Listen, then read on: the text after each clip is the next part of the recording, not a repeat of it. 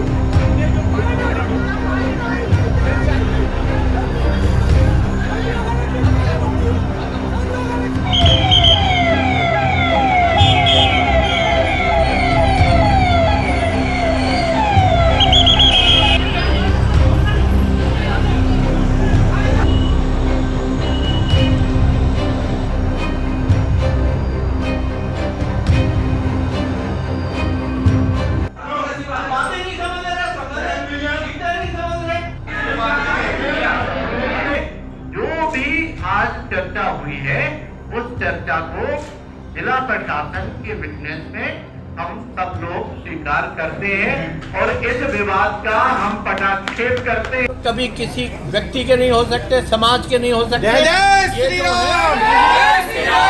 कलंक है, कलंक को हम धो के काम करेंगे।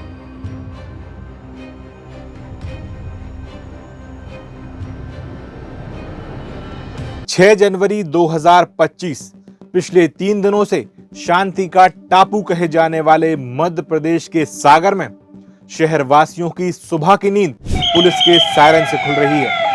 सायरन, पुलिस की गश्त, चारों तरफ हाथ में डंडा, राइफल लिए पुलिस और स्पेशल फोर्स के जवान दिखाई दे रहे हैं। आधे शहर में 144 धारा लागू की गई है। बाजार बंद हैं, लोगों की आवाजाही पर कड़ी निगरानी है और झुंड बनाकर खड़े होने पर पूरी तरह रोक लगा दी गई है।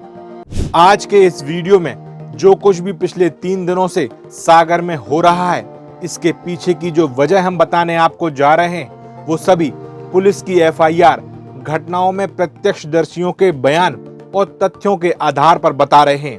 इसमें हमने एक भी चीज अपने मन से नहीं जोड़ी है। पिछले 15 दिनों में जो कुछ भी घटनाएं हुई हैं, वो सभी सिलसिलेवार आज आपको बताते हैं, ताकि आप समझ पाएं कि आखिर ये मामला इतना बड़ा बन कैसे गया। सागर, जिसका आपसी भाईचारा एक मिसाल रहा, आज इस पर कुछ लोगों की बुरी नजर लग गई है। लेकिन आज से करीब 15 दिन पहले तक ऐसा नहीं था।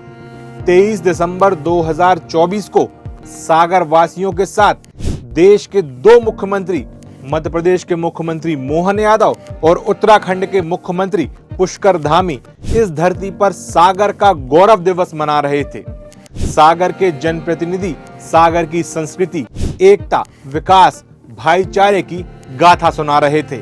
लेकिन इससे ठीक 3 दिन पहले यानी 20 दिसंबर 2024 को जो कुछ भी हुआ, वो आज के हालातों के लिए जिम्मेदार है। दरअसल शहर के बरियाघाट वार्ड की लोहार वाली गली में 20 दिसंबर की दोपहर 15 से 20 लोग, जिनमें कुछ लोग मुंह पर नकाब पहने हुए थे, विकास विश्वकर्मा नाम के व्यक्ति के मकान के गैरेज में जबरन घुस जाते हैं। ये लोग जैन समाज के थे, जो जबरन जगह खाली कराने के लिए उतारू थे।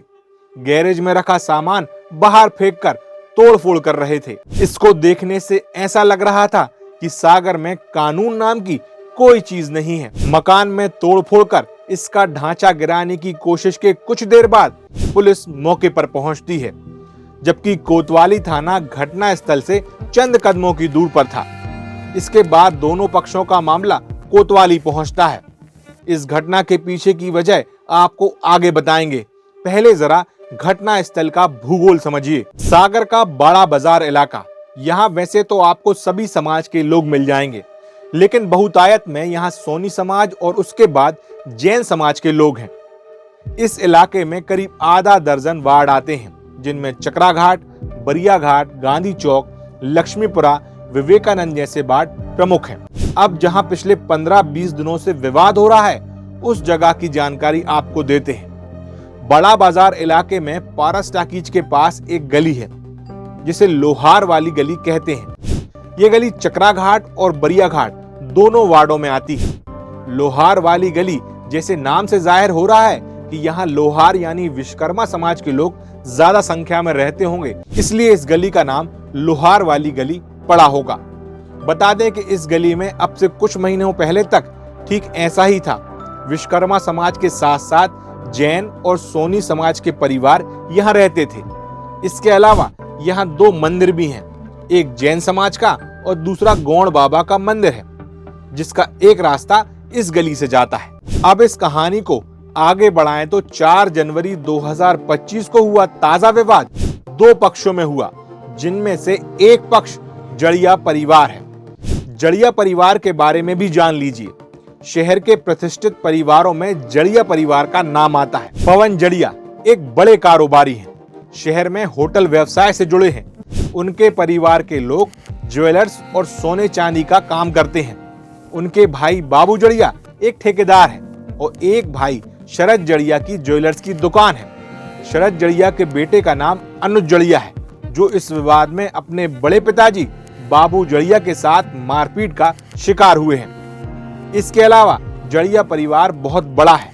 इनका मकान बड़ा बाजार सराफा की मुख्य सड़क से लोहार वाली गली के अंदर तरफ से उस रास्ते की सीमा पर आता है जहां गौड़ बाबा का मंदिर है।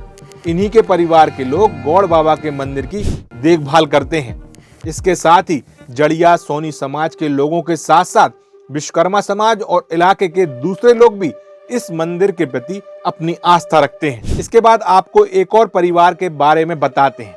हालांकि फिलहाल हुए इस विवाद में इनका कोई लेन देन नहीं है, लेकिन विवाद को समझने और जानने के लिए उन्हें जानना जरूरी है। लोहार वाली गली में एक नामी जैन परिवार है, जिन्हें लोग मोदी परिवार के नाम से जानते हैं। मोदी परिवार जो जैन मंदिर की कई पीढ़ियों से सेवा करते आ रहा है। इस जैन मंदिर की जमीन पर कई कच्चे मकान बने हुए थे। इन मकानों में सालों से विश्वकर्मा, जैन, सोनी समाज के लोग रहते थे। क्योंकि मकान मंदिर के थे तो देख रेख का अभाव भी था। वो जर्जर हो रहे थे और किराएदार भी उन पर अपना अधिकार समझने लगे थे। मोदी परिवार ने काफी कोशिश की कि मकान किराएदारों से खाली करवा ले, लेकिन ये संभव नहीं हुआ। मंदिर की जमीन के कुछ किराएदारों ने मकान बहुत पहले खाली कर दिए थे, लेकिन कुछ किराएदारों ने मकान खाली नहीं किए। इस सब से तंग आकर मोदी परिवार ने जमीन और मंदिर को सार्वजनिक तौर पर समाज को सौंप दिया। यहाँ समाज की ओर से एक निष्पक्ष व्यक्ति को अध्यक्ष बनाए जाने की बात सामने आई, जिसमें तय हुआ कि शहर के प्रतिष्ठित डॉक्टर मनीष जैन यहाँ के अध्यक्ष होंगे। उनके अध्यक्ष बनने के बाद मंदिर के नवनिर्माण का काम तेजी से बढ़ा। सबसे पहले जमीन का क्षेत्रफल देखा गया, तमाम पुराने कागज खंगाले गए। जैन समाज के कई बड़े लोग इस मंदिर से जुड़े। डॉक्टर मनीष जैन की पहल पर धीरे धीरे किराएदारों से मकान खाली करवाए जाने लगे। सभी को बताया गया कि यहाँ एक बड़ा जैन मंदिर बनेगा, जिसके बाद किराएदारों ने भी मंदिर बनाए जाने की बात पर मकान खाली करना शुरू कर दिया। यहाँ तक तो सब कुछ ठीक चल रहा था। डॉक्टर मनीष जैन के अध्यक्ष बनने के बाद सबको लग रहा था कि अब यहाँ निष्पक्ष रूप से मंदिर बनाया जाएगा।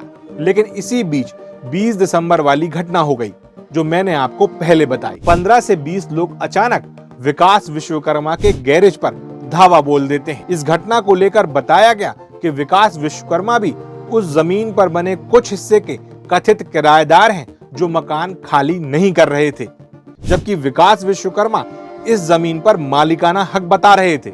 इस सबसे गुस्साए लोगों ने जबरन जगह को खाली कराने के लिए एक तरह से पूरा बीड़ा अपने ऊपर उठा लिया, और फिर जो हुआ वो मैं आपको पहले बता चुका हूँ। लेकिन इस विवाद के बाद कहानी में एंट्री हुई एक और किरदार की, जो आज हुए विवाद और हालात के लिए एक तरह से जिम्मेदार ठहराए जा रहे हैं। आज जो हालात शहर में पैदा हुए हैं, ये एक तरह से उन्हीं की लापरवाही और ढील का नतीजा है। ये थे कोतवाली थाना प्रभारी नवीन जैन। 20 दिसंबर को हुई घटना के वक्त कोतवाली थाना प्रभारी नवीन जैन उस वक्त कटघरे में आ गए जब उन पर आरोप लगे कि उन्होंने जैन समाज के कुछ लोगों को कानून तोड़ने की खुली छूट दे दी। इसलिए उनके हौसले बुलंद हुए और इस घटना को उन्होंने अंजाम दिया। खैर, इस घटना के कुछ वीडियो सामने आए और मकान खाली कराने आए लोगों के आक्रामक रवैये को देखकर दूसरे लोग और विश्वकर्मा समाज के लोग नाराज हुए। उन्होंने इसे गलत ठहराया। हालांकि इसके बाद ये विवाद मकान मालिक और किराएदार का ही रहा। मामले में तोड़फोड़ करने आए लोगों पर एफआईआर दर्ज कराने के लिए ज्ञापन दिया गया। कुछ लोगों पर एफआईआर दर्ज की गई और कुछ लोगों को नामजद किया गया। फिर मामला शांत हो गया। इस शांति को भंग करने की एक कोशिश और हुई। वो हुई 21 दिसंबर 2024 को, जिसने इलाके में रहने वाले एक शख्स ने पूरे जैन समाज को इकट्ठा होने पर मजबूर कर दिया।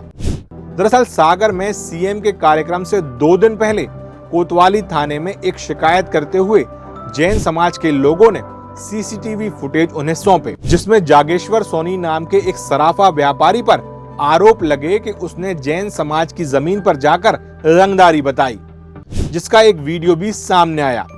इस वीडियो को देखकर जैन समाज के लोगों में गुस्सा आ गया। सभी ने आरोप लगाए कि जागेश्वर सोनी ने उनके धर्म और आचार्य श्री को अपशब्द कहे हैं, जिसके बाद पहली बार मंदिर से जुड़े लोगों के साथ जैन समाज के लोगों की सिंपैथी शुरू हुई। इसके बाद करीब 4 दिन तक फिर मामला शांत रहा, लेकिन 26 दिसंबर को एक बार फिर कुछ लोग पारस टाकीज के पास मुख्य सड़क पर बने एक निर्माण को तोड़ने की कोशिश करने लगे। ये जगह भी जैन मंदिर से जुड़ी बताई गई, लेकिन यहाँ इनका विवाद रूपेश सोनी नाम के एक सराफा व्यापारी से हो गया। रूपेश सोनी ने इस तरह निर्माण तोड़ने पर अपनी आपत्ति दर्ज कराई।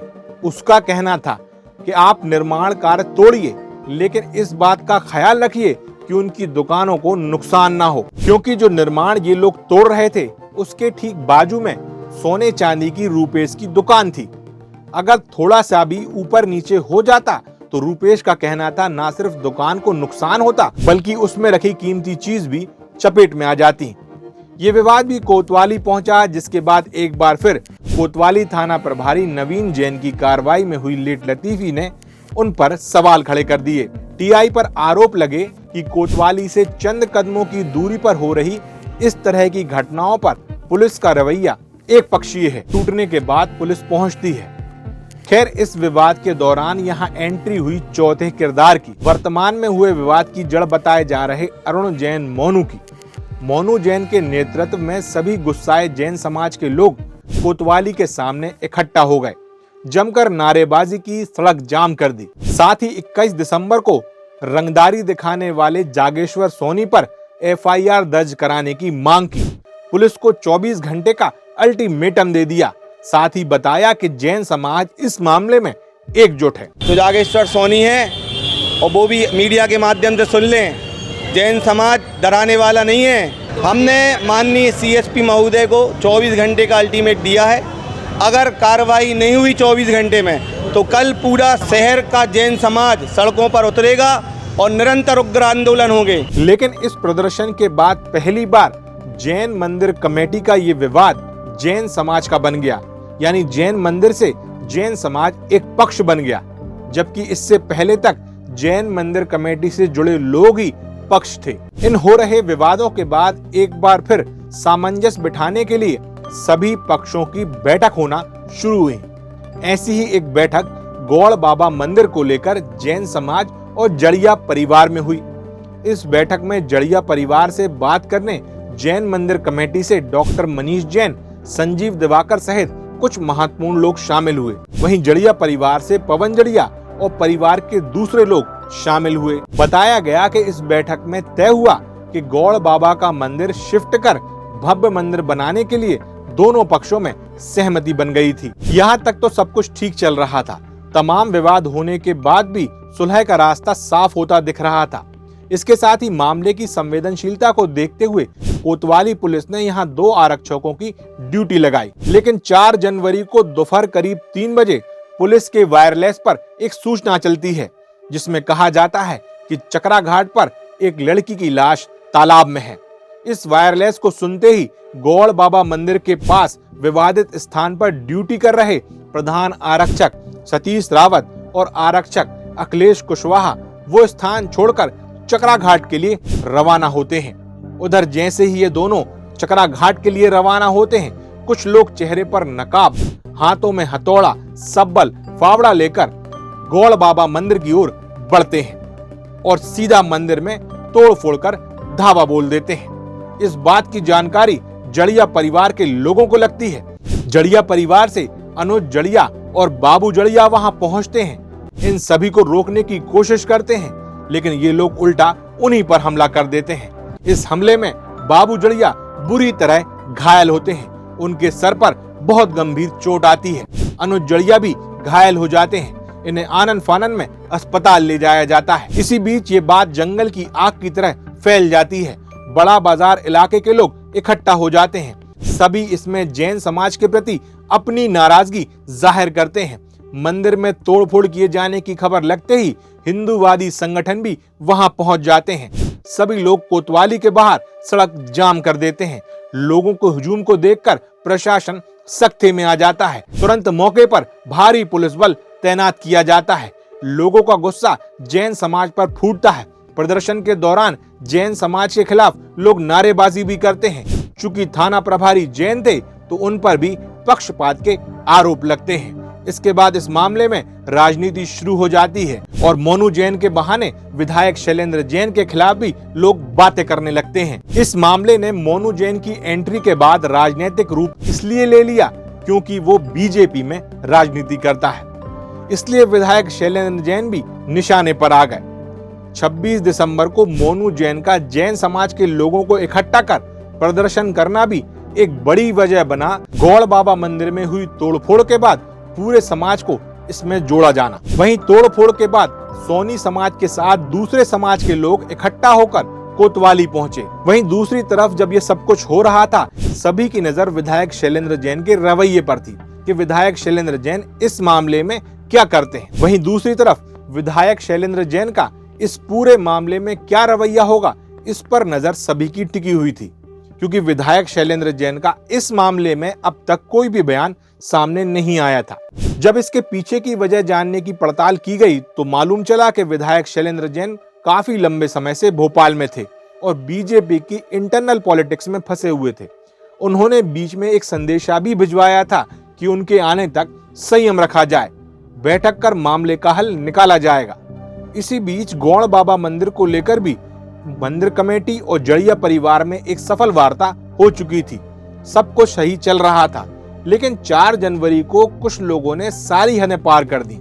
उस पर से कुछ लोग इसे राजनीतिक रूप देने में लग गए, जिस कारण शहर की आबोहवा बिगड़ गई।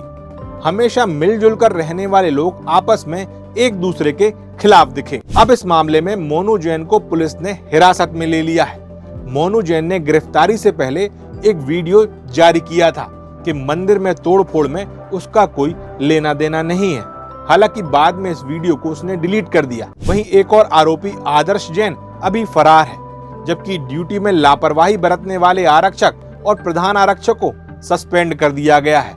वहीं पक्षपात के आरोप लगने पर कोतवाली थाना प्रभारी नवीन जैन को हटा दिया गया है। वहीं विधायक शैलेंद्र जैन भी अपना भोपाल दौरा बीच में ही छोड़कर सागर वापस आ गए।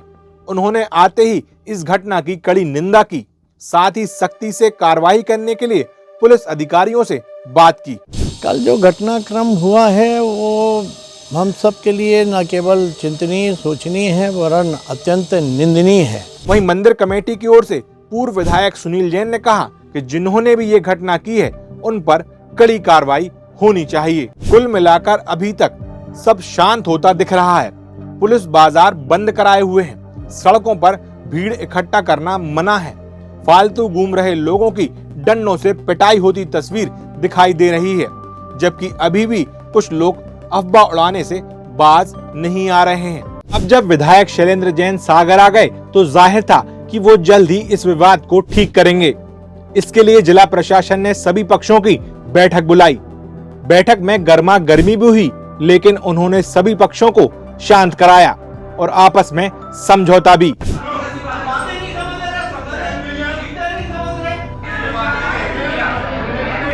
जो भी आज चर्चा हुई है उस चर्चा को जिला प्रशासन के विटनेस में हम सब लोग स्वीकार करते हैं और इस विवाद का हम पटाक्षेप करते हैं। बैठक के बाद उन्होंने कहा कि जिन लोगों ने माहौल खराब किया है उनको चयनित कर लिया गया है, जल्द ही उन पर भी कार्रवाई होगी, उन्हें बख्शा नहीं जाएगा। तो कभी किसी व्यक्ति के नहीं हो सकते, समाज के नहीं हो सकते। कलंक है, कलंक को हम धो के काम करेंगे। हमारा संवाद चल रहा था, बातचीत, उस बातचीत को बाधित करने का काम जिनने किया है वो किसी हमारे हो सकते हैं क्या? वो हमारे कभी नहीं हो सकते। पुलिस प्रशासन, तमाम जांच एजेंसियां पता लगा रही हैं कि आखिर वो कौन लोग थे जिन्होंने मंदिर में जाकर तोड़फोड़ की और इसके पीछे उनका मकसद क्या था। क्योंकि जब तय हो गया था कि 13 जनवरी के बाद गौड़ बाबा का मंदिर भव्य तरीके से दूसरे स्थान पर बनाया जाएगा और उसकी प्राण प्रतिष्ठा की जाएगी, तो फिर क्यों मंदिर में घुसकर असामाजिक तत्वों ने तोड़फोड़ की। तो ये था हमारा आज का वीडियो, जिसमें हमने कोशिश की कि आपको पूरे घटनाक्रम की सिलसिलेवार जानकारी दे सकें और आखिर ये विवाद पनपा कैसे और इतना बड़ा रूप इसने क्यों ले लिया। नमस्कार।